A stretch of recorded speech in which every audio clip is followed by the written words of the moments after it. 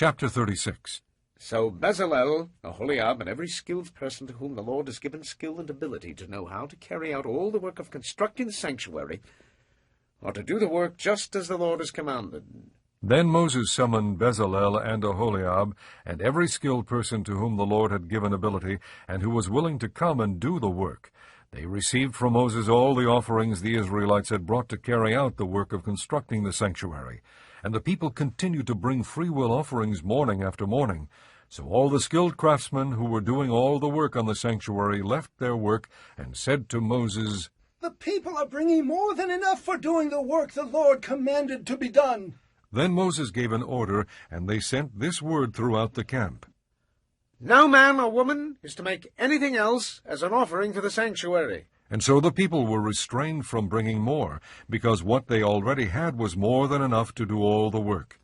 All the skilled men among the workmen made the tabernacle with 10 curtains of finely twisted linen and blue, purple, and scarlet yarn, with cherubim worked into them by a skilled craftsman. All the curtains were the same size, 28 cubits long and 4 cubits wide. They joined 5 of the curtains together and did the same with the other 5. Then they made loops of blue material along the edge of the end curtain in one set, and the same was done with the end curtain in the other set.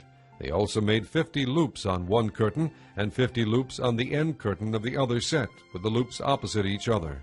Then they made 50 gold clasps, and used them to fasten the 2 sets of curtains together, so that the tabernacle was a unit. They made curtains of goat hair for the tent over the tabernacle, 11 altogether. All 11 curtains were the same size, 30 cubits long and 4 cubits wide. They joined 5 of the curtains into one set, and the other 6 into another set. Then they made 50 loops along the edge of the end curtain in one set, and also along the edge of the end curtain in the other set. They made 50 bronze clasps to fasten the tent together as a unit. Then they made for the tent a covering of ram skins dyed red, and over that a covering of hides of sea cows. They made upright frames of acacia wood for the tabernacle. Each frame was 10 cubits long and 1.5 cubits wide, with 2 projections set parallel to each other. They made all the frames of the tabernacle in this way. They made 20 frames for the south side of the tabernacle, and made 40 silver bases to go under them, 2 bases for each frame, 1 under each projection. For the other side, the north side of the tabernacle, they made 20 frames and 40 silver bases, 2 under each frame. They made 6 frames for the far end, that is, the west end of the tabernacle, and 2 frames were made for the corners of the tabernacle at the far end. At these 2 corners the frames were double from the bottom all the way to the top, and fitted into a single ring. Both were made alike. So there were 8 frames and 16 silver bases, 2 under each frame. They also made crossbars of acacia wood, 5 for the frames on one side of the tabernacle, 5 for those on the other side, and 5 for the frames on the west at the far end of the tabernacle. They made the center crossbar so that it extended from end to end at the middle of the frames. They overlaid the frames with gold and made gold rings to hold the crossbars. They also overlaid the crossbars with gold. They made the curtain of blue, purple, and scarlet yarn and finely twisted linen with cherubim worked into it by a skilled craftsman. They made 4 posts of acacia wood for it, and overlaid them with gold. They made gold hooks for them, and cast there 4 silver bases. For the entrance to the tent they made a curtain of blue, purple, and scarlet yarn, and finely twisted linen, the work of an embroiderer. And they made 5 posts with hooks for them. They overlaid the tops of the posts and their bands with gold, and made their 5 bases of bronze. Chapter 15. I am the true vine, and my Father is the gardener. He cuts off every branch in me that bears no fruit, while every branch that does bear fruit he prunes, so that it will be even more fruitful. You are already clean because of the word I have spoken to you. Remain in me, and I will remain in you. No branch can bear fruit by itself. It must remain in the vine. Neither can you bear fruit unless you remain in me. I am the vine. You are the branches. If a man remains in me, and I in him, he will bear much fruit. Apart from me you can do nothing. If anyone does not remain in me, he is like a branch that is thrown away and withers. Such branches are picked up, thrown into the fire, and burned. If you remain in me, and my words remain in you, ask whatever you wish, and it will be given you. This is to my Father's glory, that you bear much fruit, showing yourselves to be my disciples. As the Father has loved me, so have I loved you. Now remain in my love. If you obey my commands, you will remain in my love, just as I have obeyed my Father's commands and remain in his love. I have told you this so that my joy may be in you, and that your joy may be complete. My command is this: love each other as I have loved you. Greater love has no one than this, that he lay down his life for his friends. You are my friends if you do what I command. I no longer call you servants, because a servant does not know his master's business. Instead, I have called you friends, for everything that I learned from my Father I have made known to you. You did not choose me, but I chose you and appointed you to go and bear fruit, fruit that will last. Then the Father will give you whatever you ask in my name. This is my command: love each other. If the world hates you, keep in mind that it hated me first. If you belong to the world, it would love you as its own. As it is, you do not belong to the world, but I have chosen you out of the world. That is why the world hates you.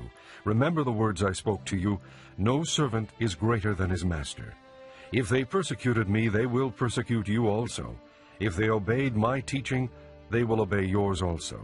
They will treat you this way because of my name, for they do not know the one who sent me.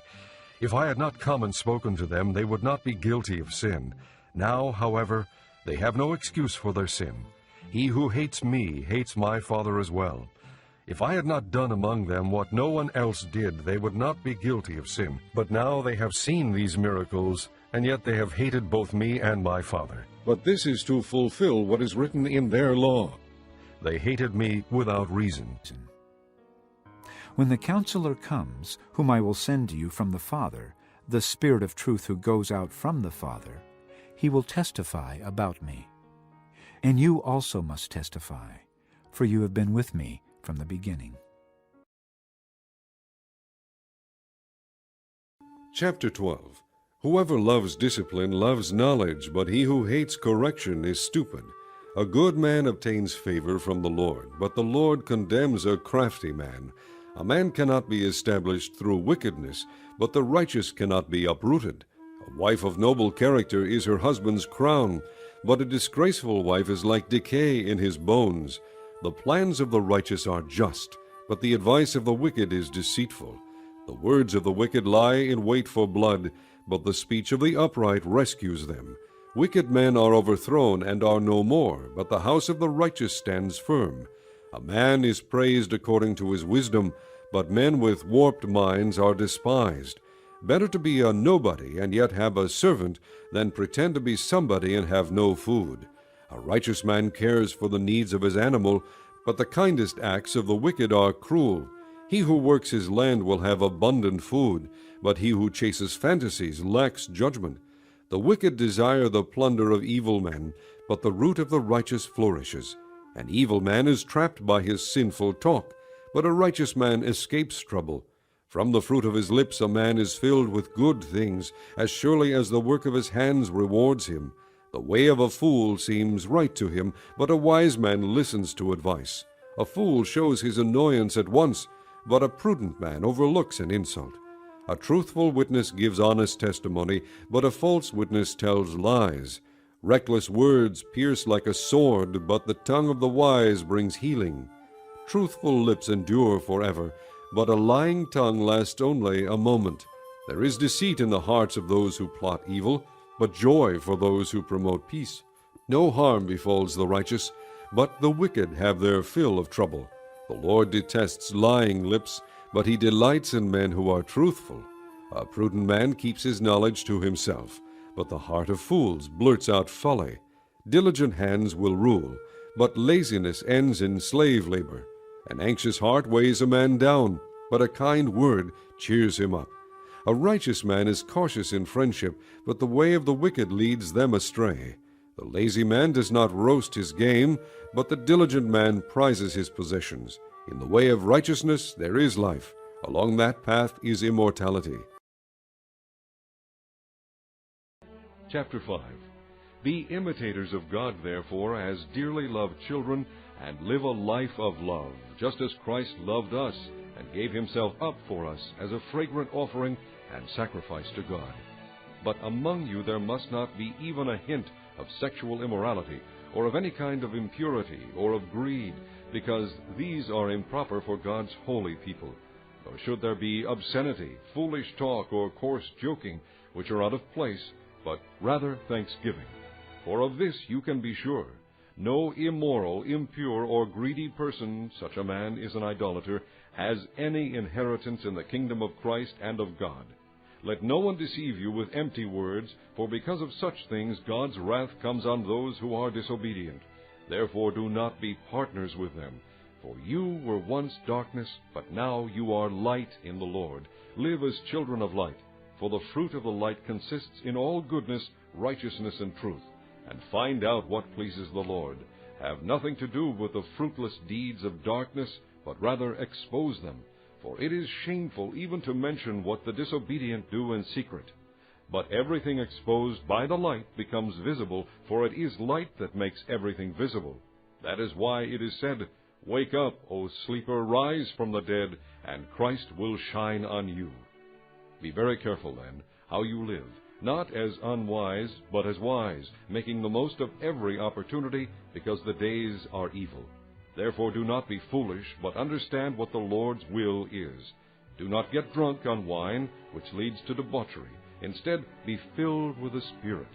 Speak to one another with psalms, hymns, and spiritual songs. Sing and make music in your heart to the Lord, always giving thanks to God the Father for everything, in the name of our Lord Jesus Christ. Submit to one another out of reverence for Christ. Wives, submit to your husbands as to the Lord. For the husband is the head of the wife, as Christ is the head of the church, his body, of which he is the Savior. Now as the church submits to Christ, so also wives should submit to their husbands in everything. Husbands, love your wives, just as Christ loved the church, and gave himself up for her, to make her holy, cleansing her by the washing with water through the word, and to present her to himself as a radiant church, without stain or wrinkle or any other blemish, but holy and blameless. In this same way, husbands ought to love their wives as their own bodies. He who loves his wife loves himself.